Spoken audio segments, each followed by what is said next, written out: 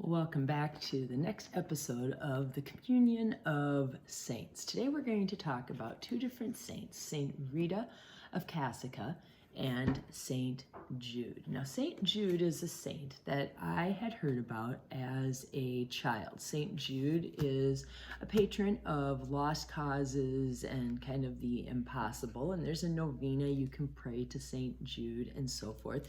But when something just seems impossible, he is a great saint to pray to. He has a very short chapter in the Bible chapter right before the book of Revelation, at the very, very end. And in my Bible, it takes less than 2 pages to fill all the text that is written by Saint Jude. So it doesn't take very long to read about Saint Jude.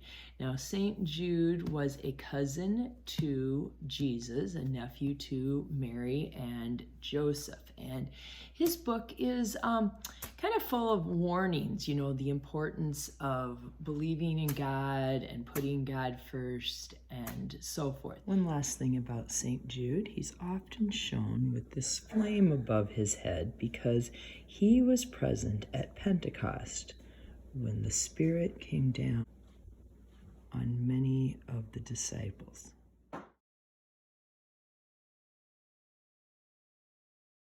So the reason I put St. Jude and St. Rita together in this video is that St. Rita is also a patron saint of impossible causes. And I have my own personal story about St. Rita. And she is a saint that's very, very special to me. Here is part of my scrapbook from my trip to Philadelphia in 2015. Aaron and I were part of a group of people who rode a charter bus through the night to get to Philadelphia to see Pope Francis at the World Meeting of Families.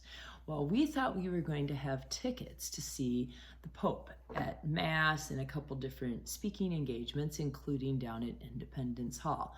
And about halfway through this journey, I found out that the person who organized this trip out of La Crosse did not have tickets for us to go to anything, and there was absolutely no guarantee that we were going to see Pope Francis. I am thinking, oh my goodness, I've taken 2 days off from school, used my only personal days. We've done some fundraising, but we still paid quite a bit of money to take this trip.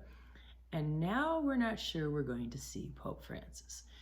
Well, we arrive at our destination for our overnight. And then the next morning we're going to get up and go down to the grounds where the Pope is going to be.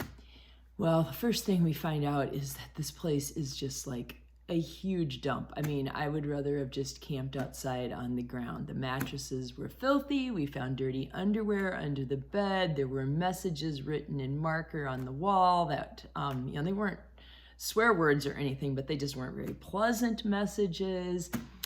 We took our mattresses outside and actually beat them because they were just covered in stuff. I ended up sleeping on the floor. I just thought I can't even sleep on this mattress. So that's what we started out with is, oh my goodness, we might not see the Pope.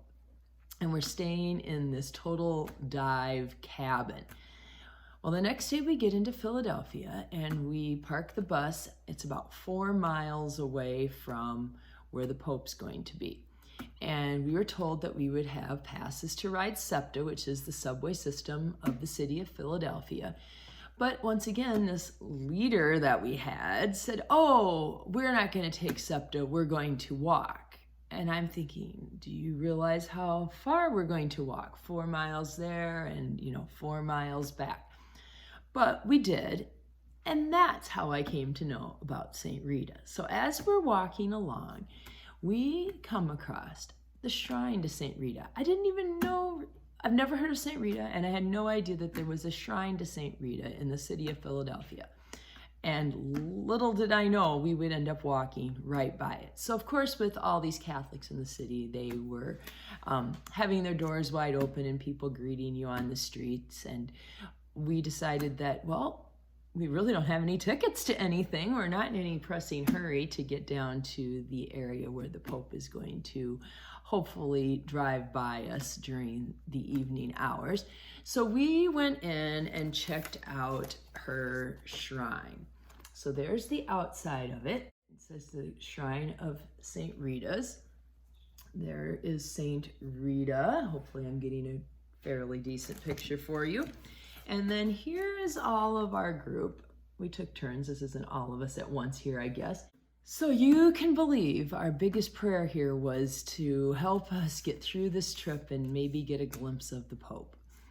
And I tell you, after we prayed to St. Rita, the saint of impossible causes, our entire trip changed. Everybody was just much more lighthearted. We were laughing more. We really just accepted this trip for whatever it might be and decided we could just enjoy each other's company, and whatever happened to come along would just be enough. So we end up getting through all the security checkpoints. A lot of people bought a little bit of ice cream, and then I saw this opening along the street curb, like behind a rope. Everything was sectioned off so people couldn't be out in the street when the Pope came by. He was going to come by going down several blocks in his Pope mobile. And this is probably 1 o'clock in the afternoon, and it's going to be, they said 5 o'clock. Ends up being more like 7 o'clock when the Pope actually comes through. But I said, you know what? I am going to stand here and try to save as much of the space as possible. The rest of you can do what you'd like, but I came to see the Pope, and this is probably going to be my only opportunity. So I stood there. Well, Aaron stayed with me almost the whole time. And then later in the afternoon, like the whole group kind of came back together around 3 o'clock. But they were really excited because one member of our group managed to get hold of 7 tickets to go down and see the Pope speak at Independence Hall. It's a little bit unfortunate because we had a few more kids than that with us from our church, but we drew names, and our CCD coordinator took 6 of those 9 kids down to hear the Pope speak, and Erin did get to be one of those, so she was just super, super excited. But the ones of us that didn't had a nice front row lineup to watch the Pope go by, and it was just fantastic. It was so exciting, and we just there's not a single one of us, I think there were 18 of us from basketball that went, who will ever forget St. Rita and how this saint of impossible causes really pulled through for us. And we got within, from the curb to the middle of the street away from the Pope as he went by once and turned around and came back by us again.